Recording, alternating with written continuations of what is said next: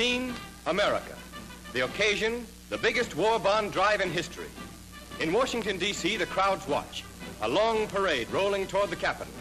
And the President of the United States is host to heroes of the war, congratulating them for their valor. Soldiers from every corner of the earth, proud of their honor.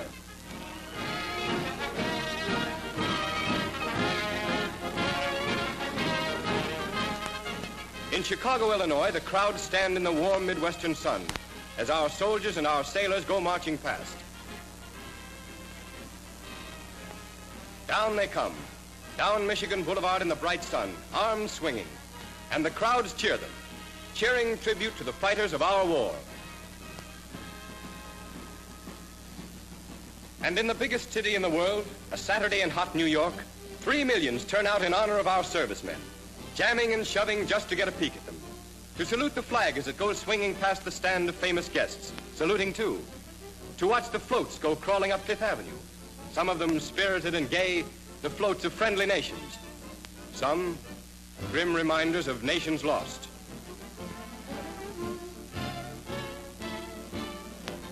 Three million Americans got up this morning and put on old shoes to march in the war bond parade, marching in it, part of it, belonging in the fight through war bonds.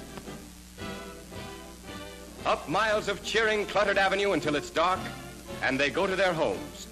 The homes throughout the city which they've joined together to protect. Machinists, shop girls, merchants, welders, through whose mass efforts come the planes and ships and cannon for our army.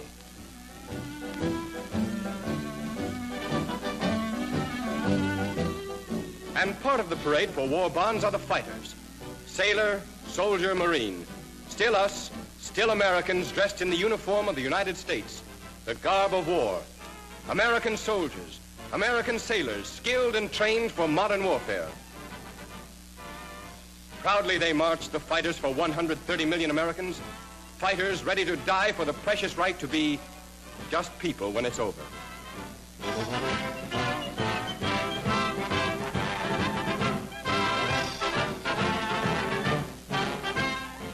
Proudly they march, our fighters. They're not parading for us, for the crowds, and we aren't parading for them. In uniform and out, it's all of us, together, jamming up the sidewalks, streaming endlessly, one big parade across the nation to make the drive for war bonds a success in every state, in every town.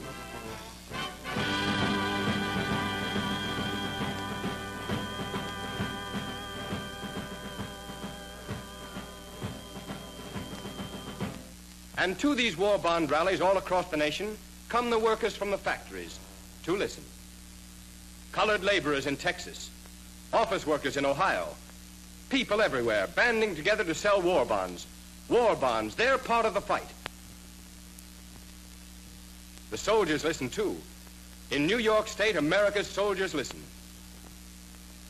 Find Army privates willing to give up a portion of their small pay to invest in war bonds. Who among 150 million people can be selfish enough to refuse to follow their example? Civilians listen too. 125,000 of them jam into Chicago's Soldiers Field to listen to the biggest rally of them all. General MacArthur has said, if we will give the boys the weapons to fight with, they'll take care of the fighting. We know now that he is right.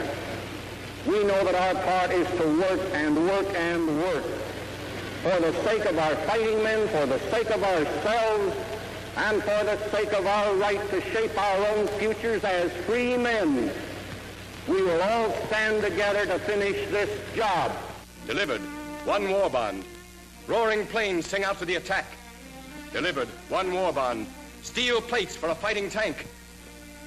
Delivered, one war bond. Received, one powerful howitzer. Delivered by the American people. This is our part of the fight. This is what we buy. And we've geared together into one, the greatest war production in all history. Mighty, ruthless weapons for our fighters.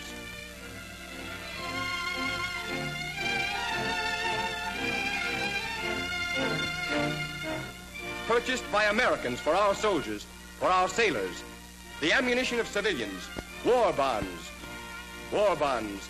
Ammunition bought by civilians to bombard our enemies. Bought for our fighters. Guns and tanks. Tanks and ships. Ships and planes. planes and fierce, relentless ammunition. The terrible cost of war sustained through war bonds. More tanks, more planes, more ships for our country. We know the cost. We know our fighters know the cost. But higher than one life, higher than the costly price we have to pay through war bonds for all-out war against our enemy, higher than all else, the people stand cheering wide across the plains and mountains of America. For we know that government of the people, by the people, for the people, shall not perish from the earth.